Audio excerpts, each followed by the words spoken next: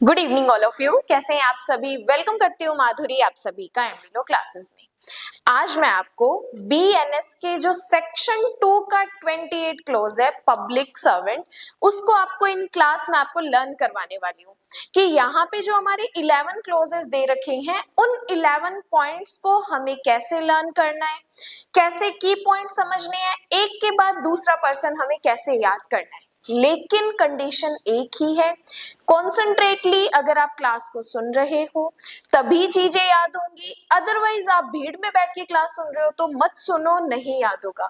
क्योंकि आज इस क्लास का ऑब्जेक्ट ही ये है कि जो 2 का 28 क्लोज है उसको आपको कैसे याद रखना है, कैसे आप उसको याद कर सकते हो। देखो, लोक सेवक जो है बीएनएस की बात करूं तो 2 के 28 क्लोज में है, आईपीसी की बात करूं तो 21 में।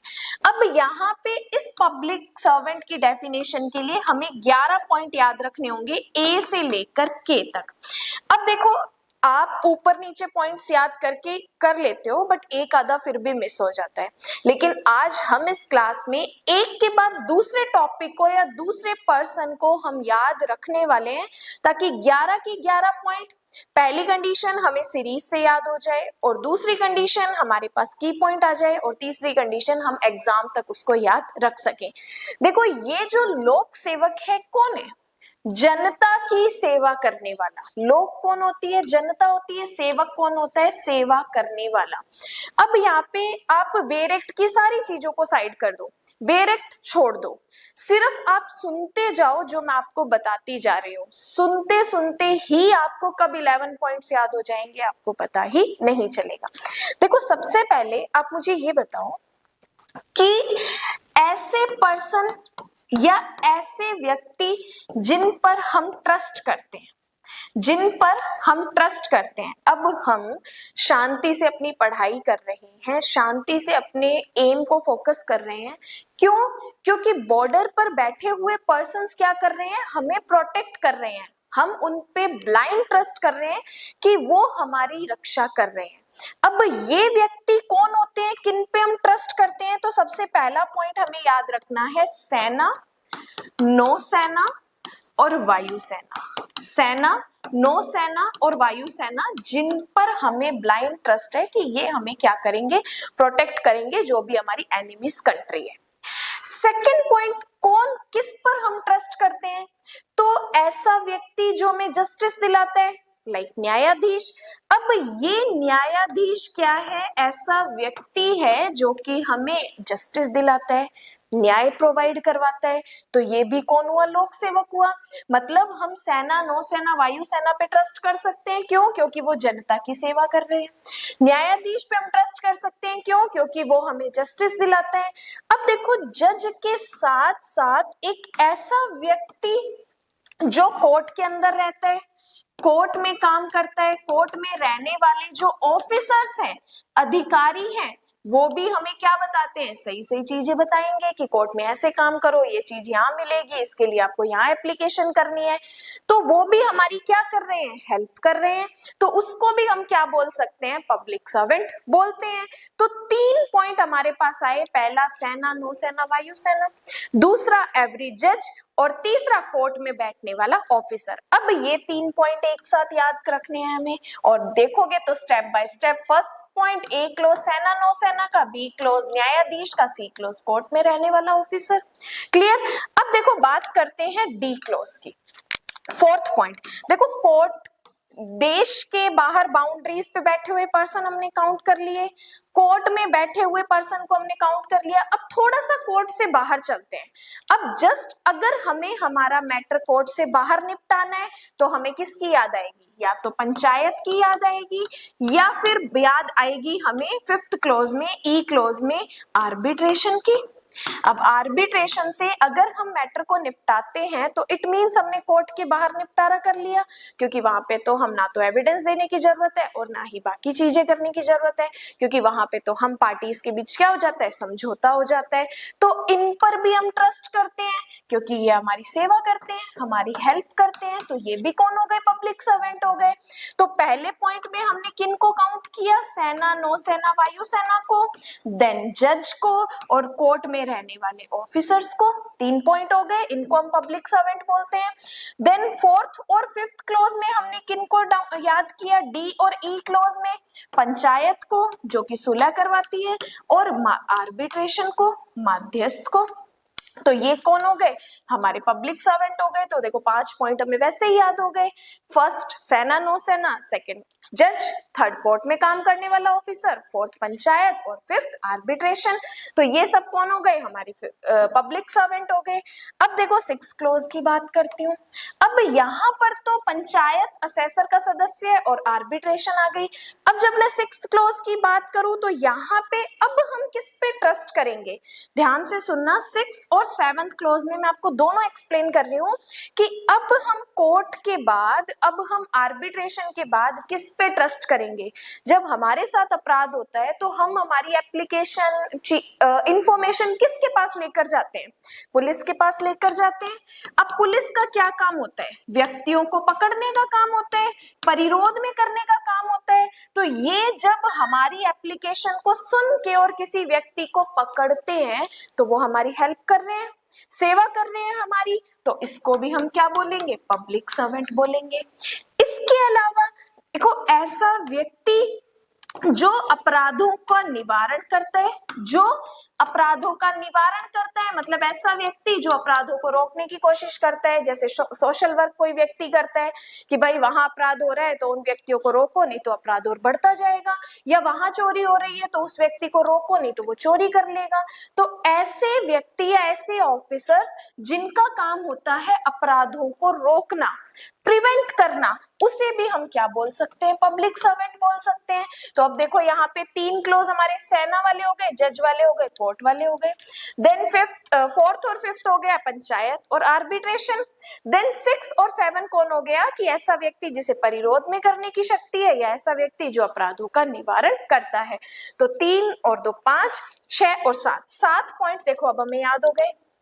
अब देखो इसके बाद हम बात करते हैं 8 नंबर पॉइंट पे।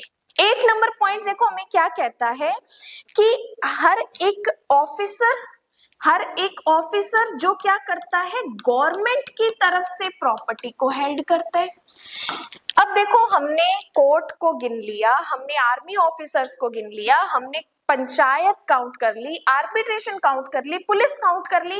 अब हम किन पे आएंगे, जो गवर्नमेंट की तरफ से क्या कर रहे हैं, प्रॉपर्टीज को हेल्ड कर रहे हैं, होल्ड कर रहे हैं। अब ऐसा ऑफिसर जो सरकार की ओर से काम कर रहा है, सरकार की ओर से प्रॉपर्टी को प्रोटेक्ट कर रहा है, उसको भी हम लोक सेवक बोल सकते हैं। इसके अलावा 9th पॉइंट में क्या हुआ, अब हमने स्टेट गवर्नमेंट, देश, हमने राज्य, इन सबको कवर करके अब हमारे पास क्या बचा, गांव बच गया, नगर बच गया और जिला बच गया। अब यहाँ पर जो व्यक्ति जो अपॉइंट होते हैं, जो कि पंथ निरपेक्ष पर्पस से क्या करते हैं, प्रॉपर्टी को हेल्प करते हैं, लाइक अपने अपने रिलीजन के अकॉर्डिंग क्या करते हैं, प्रॉपर्टियों की देखभाल करते हैं। जैसे ट्रस्ट की बात करूं तो हर एक रिलीजन का अलग अलग ट्रस्ट बना होता है, वो ट्रस्ट वाले क्या करते हैं, उस प्रॉपर्टी को हेल्ड करते हैं। तो गांव, नगर और जिले में ऐसा व्यक्ति जो प्रॉपर्टीज को हेल्ड कर रहा है। इसके बाद 2 बातें और ध्यान रखो। अब देखो गांव, नगर और जिले में जो व्यक्ति प्रॉपर्टीज को हेल्ड कर रहा है उसको हम पब्लिक सर्वेंट बोलेंगे। इसके बाद 10 नंबर पॉइंट है जो इलेक्शन में निर्वाचक नामावली को तैयार करता है, कि ऐसा व्यक्ति कि किसको वोट देना है, किसको नहीं देना, उसकी जो पूरी लिस्ट बनाते हैं, उसको हम क्या बोल सकते हैं, पब्लिक सर्वेंट बोलेंगे। क्योंकि वही व्यक्ति तो ध्यान रखता है कि इस व्यक्ति को वोट देने का अधिकार है या इस व्यक्ति को वोट देने का अधिकार नहीं है, वो व्यक्ति हमारे लिए काम कर रहा है, तो उसको भी हम क्या बोलेंगे, पब्लिक सर्वेंट बोलेंगे। तो ये हो गया हमारा 10वां पॉइंट। अब देखो 11वां पॉइंट, सिंपल सी बात है कि ऐसा व्यक्ति जो गवर्नमेंट से सैलरी ले रहा है, गवर्नमेंट की सर्विस में है, उससे सैलरी ले रहा है, तो उसको भी हम क्या बोलेंगे, लोक सेवक बोलेंगे। तो देखो बातों ही बातों में हमें 11 पॉइंट्स जो कि स्टेप बाय स्टेप ये सारे जो मैंने पॉइंट्स बताए हैं, ये सारे मैंने आपको 11 पॉइंट स्टेप बाय स्टेप बताए हैं, जिससे कि आपका ये 2 का 28 जो क्लोज है वो आपको लर्न हो जाए। तो एक बार फिर से इसको रिपीट करते हैं, ध्यान से सुनते जाना। किस किस को हम लोक सेवक बोलते हैं, तो 11 पॉइंट पे आते हैं।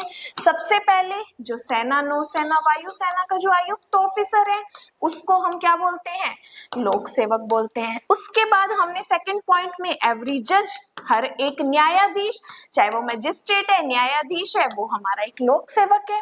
इसके बाद थर्ड, कोर्ट में काम करने वाला हर ऑफिसर, उसको भी हम लोक सेवक बोलते हैं। तो एक हमारा ये हिस्सा हो गया। इसके बाद हम बात करते हैं फोर्थ पॉइंट पे, कोर्ट के बाहर अगर हम बात करें तो कौन आते हैं, पंचायत आती है। और फिफ्थ में आती है हमारी आर्बिट्रेशन, मध्यस्थ, तो इसको भी हम क्या बोल सकते हैं, लोक सेवक बोल सकते हैं। तो ये 4 और 5 पॉइंट हमारे कंप्लीट हो गए।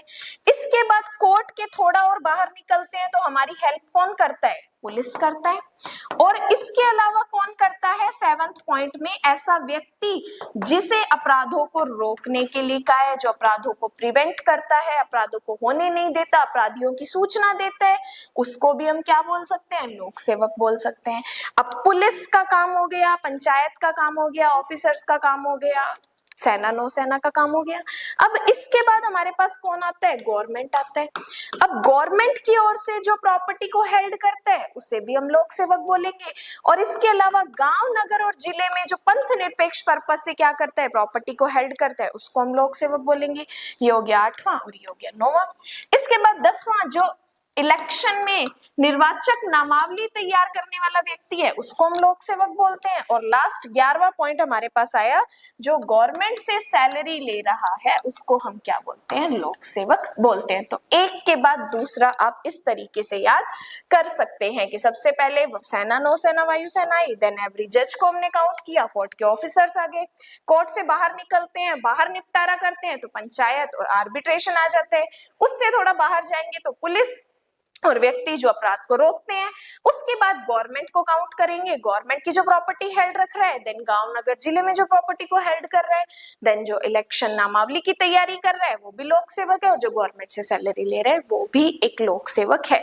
तो अब ये 11 पॉइंट्स जो मैंने आपके सामने रखे हैं, इस तरीके से पहले इन पॉइंट्स को याद कर लो। उसके बाद आप बेरेक्ट की लैंग्वेज पढ़ो तो सारी चीजें लर्न हो जाएंगी, एग्जाम में एक पॉइंट भी आप नहीं भूलोगे। इसके अलावा बाकी क्लासेस के लिए, बाकी सब्जेक्ट के अदर टॉपिक्स, अदर क्लासेस के लिए अगर आप चीजों को समझना चाहते हो, इजी तरीके से याद रखना चाहते हो, ट्रिक से चीजें पढ़ना चाहते हो, तो आप एमडी लॉ क्लासेस के पेड बैचेस भी ज्वाइन कर सकते हैं। और डेली 7 PM हम यूट्यूब पे एमसीक्यूज की क्लास फ्री ऑफ कॉस्ट करवाते हैं, तो वो क्लास आप ज्वाइन कर सकते हैं। वही एमसीक्यूज की PDF अपने एमडी लॉ क्लासेस के ऐप पर डेली अपलोड हो जाती है, उसको फ्री ऑफ कॉस्ट आप डाउनलोड कर सकते हैं। बाकी आज के लिए इतना ही। इसके अलावा आपको कौन सा टॉपिक ऐसा नहीं समझ आता तो आप मुझे बताइए, मैं आपको कंप्लीट कवर करवाऊंगी। बाकी आज के लिए धन्यवाद एंड जय हिंद।